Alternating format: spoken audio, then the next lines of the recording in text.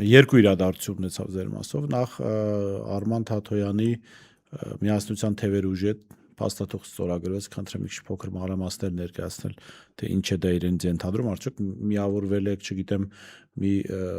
այսպես ասած ցուցակով եք հանդես գալու, եւ երկրորդը դուք հայտարարեցիք, որ նոր կուսակցություն եք հիմնում հայկական ՔՎ։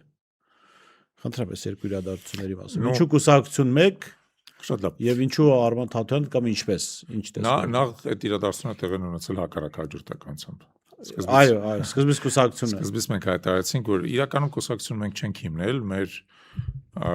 միավորման ներսում միշտ կար կուսակցական կառույց, որպես այդպեսին,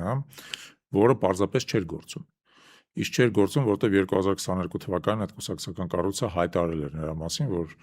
նա դադարեցնում է կուսակցական գործունեությունը, սառացված էր կուսակցական գործունեությունը, որովհետև ըստ էության մենք մեր տրամաբանությամբ գտնվում ենք ազգային ազատագրական պայքարի մեջ, ոչ թե քաղաքական կամ կուսակցական, Եվ դրան հաջորդած 4 տարիների ընթացքում